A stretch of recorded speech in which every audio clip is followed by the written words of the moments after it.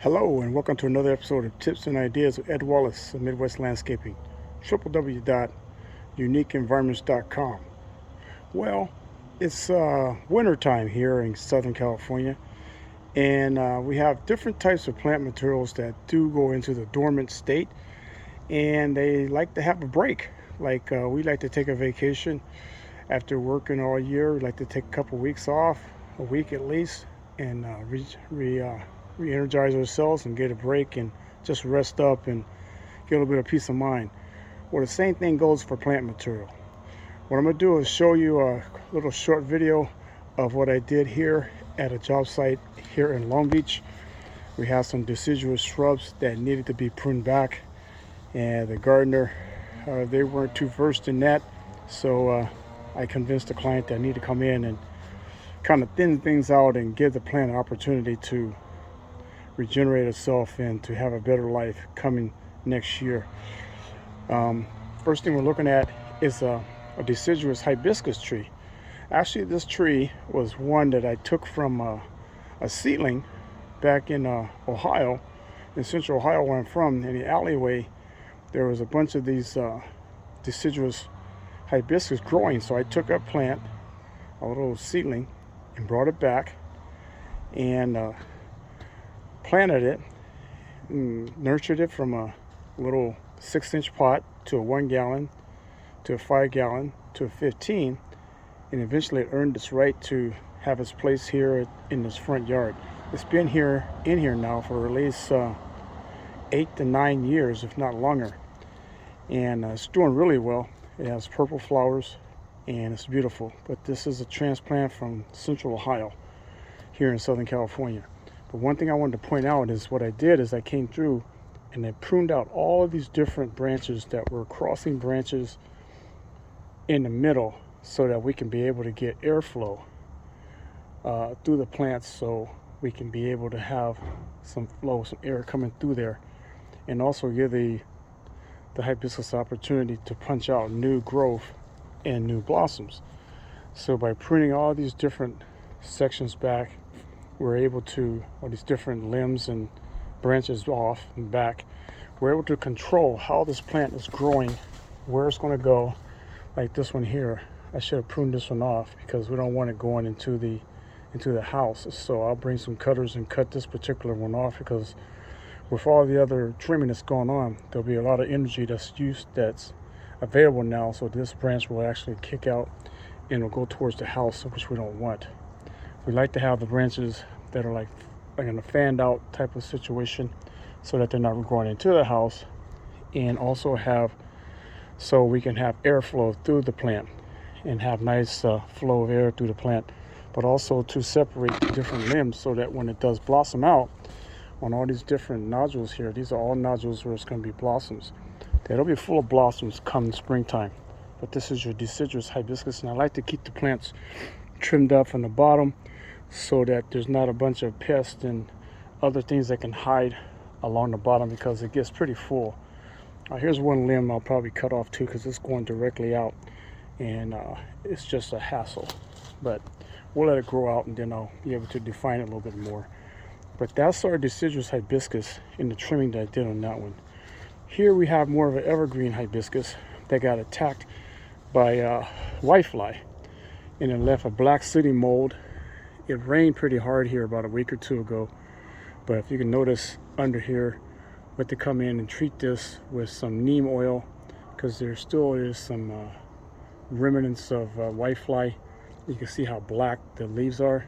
It's from the excretion that they leave behind from sucking juices out of the plant material, and eventually it just contaminates the whole tree. You can see where the limb is actually black from the contamination and mold.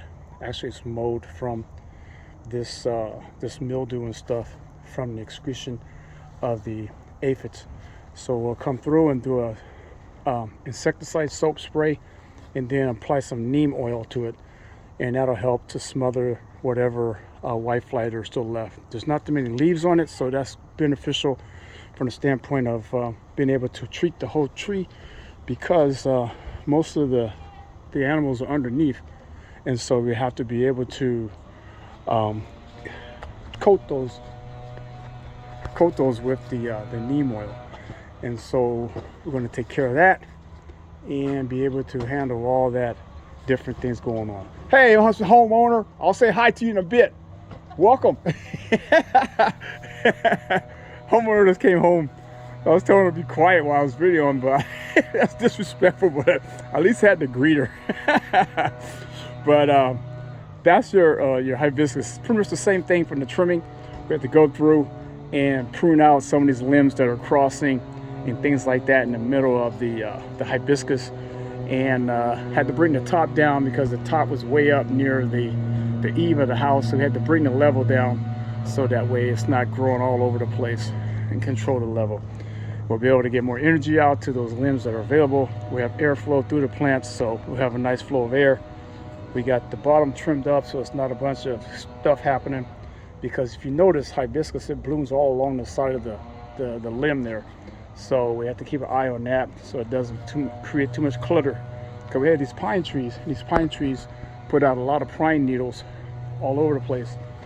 And there's squirrels and stuff here. So we don't want to create a situation where we create a nice nesting possibility for this, for different types of spiders and other pests. And last but not least, we have our ornamental mulberry tree. It has this little dreadlock look when it's all in bloom. It's nice and green. It does produce berries. The birds love it. But I pruned it back pretty hard this year. I haven't pruned it back this hard for a long time.